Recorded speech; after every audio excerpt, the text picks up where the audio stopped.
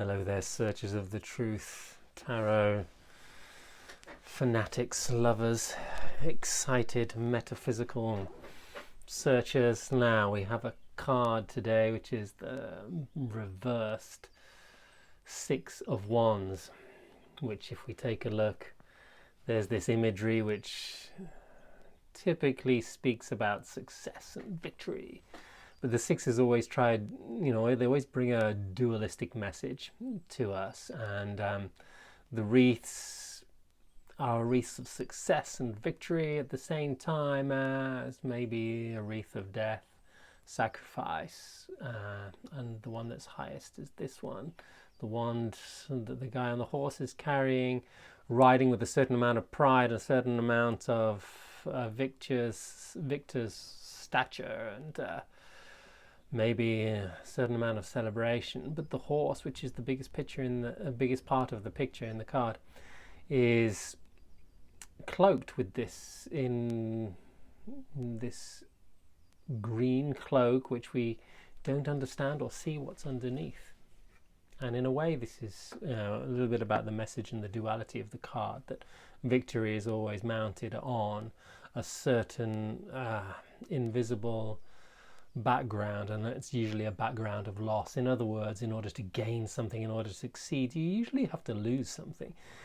You normally have to drop something old in order to grab something new. And so when this card is reversed, there is this common denial of needing to let go, needing to embrace the beauty of death, needing to understand this dynamic of sacrifice in order to win, in order to really succeed in our lives. What we need to understand what success is, and success is quite often not what we think it is, and will commonly be attached to ideas of what we are taught we want and we need and we should have and we should fight for in our lives. And these needs are false needs. They're needs that are projected upon us and maybe don't have a huge amount of honest or intimate connection with who we really are or who we are authentically in our lives. So checking in with ourselves and say, hey, are all these things that I think I want really what I want? Is success in my own personal definition something, exactly the way I've been taught it is? Or maybe is there something different? Maybe is success in my heart seen in a different way? Maybe it's not about gaining this or winning that, or having the other story instead that I'm told I should have and I should be fighting towards. But maybe it's just a state of being. Maybe it's a state of who I am in this present moment. So these questions are pretty important when this card comes up. There is the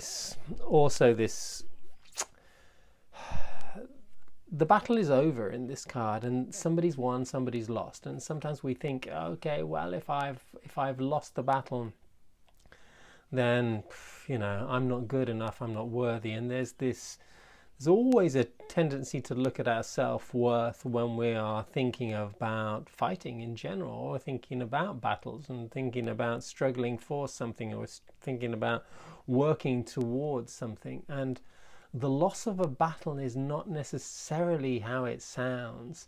The loss of the battle might be translated as losing the fight.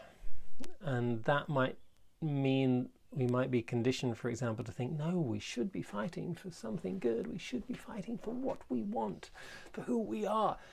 Yes, but sometimes we need to stop fighting for who we want to become and just be who we are. Because you can't be struggling to be somebody new or somebody that you're not right here in this present moment and to get there. You can't. These two energies don't work out. They don't coincide. You can't fight for something that you want to become and expect to find it, because the finding of it depends upon you to stop fighting. It depends upon you to start being in the present moment and start really accepting where you are, embracing what it is you have in your life, and maybe unveiling that horse, maybe taking the veil off that horse and saying, okay, yeah, maybe my success needs to be defined differently. Maybe I need to just accept where I am and start really celebrating the victory of who I am right now, right here. You might say, yeah, but I haven't done what I want to do. I haven't become who I want to become. I haven't succeeded in the way that I think I should have succeeded. Yeah, it doesn't matter. The success that this card talks about, and the real success and the connection with the high vibrational success in all the suits of wands, depends upon us being content and satisfied where we are right here and now. And so this is part of this message, so that we don't get caught up with the ego stories about, I need to be more, I need to be more. No, you need to be happy where you are in order to embrace and accept and attract more into your life. And these are energetics which work.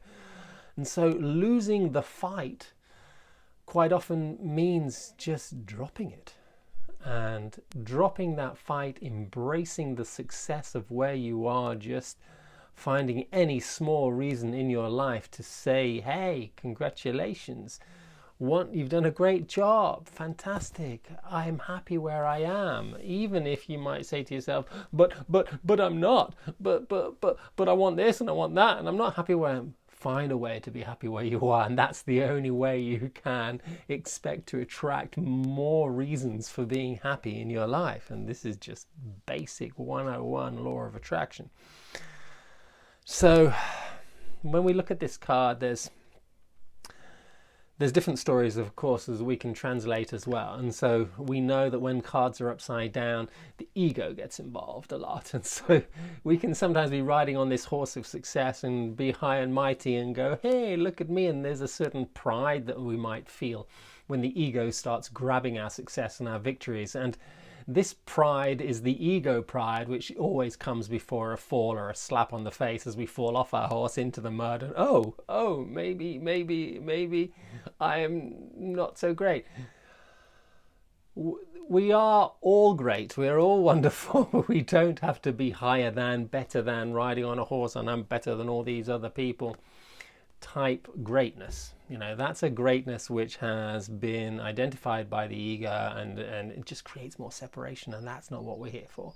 So be careful with the ego pride. We can celebrate our success, but it doesn't need to make us better than somebody else. And be careful if we have these tendencies to look down upon other people when we have those successes and when we enjoy our victories in life. We can enjoy them without that type of story. And this is another reason this card comes up as well. Another reason it comes up is because of the resistance to celebration and the resistance to feeling like a success as well. And this is kind of natural because we know that things have had to be lost in the past. I mean, I know in my personal life as well, I've lost so many things. And I've let go, had them taken away, just surrendered, dropped many things that have been painful for me that I can look at and go, oh my gosh,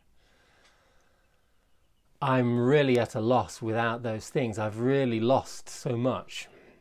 And I can wallow in that, and I can underestimate what I might have gained as well at the same time in the process of dropping some things. And while my head might understand it and get it sometimes, I still do maybe wallow so much or too much on what I don't have, instead of really embracing what I do have. And this is our work. This is our work, especially when this card comes up. Take a look and focus on your successes. Don't be afraid to feel victorious, feel like you're winning, even if your head tells you, no, we're not winning. Yes, you are. We're always winning, even if we're in the process of learning, even if we're in the dumps and we're just trying to get up out of our darkness. We're always in a process of winning because of this evolving movement that we are experiencing in our lives, and it's going to naturally have ups and downs. But instead of focusing on what we have lost, let us celebrate on what we have right here, right now, and who we are. Hope that's been a good message for you. Have a wonderful day, and yeah, comment and like and subscribe and all those wonderful things. Take care.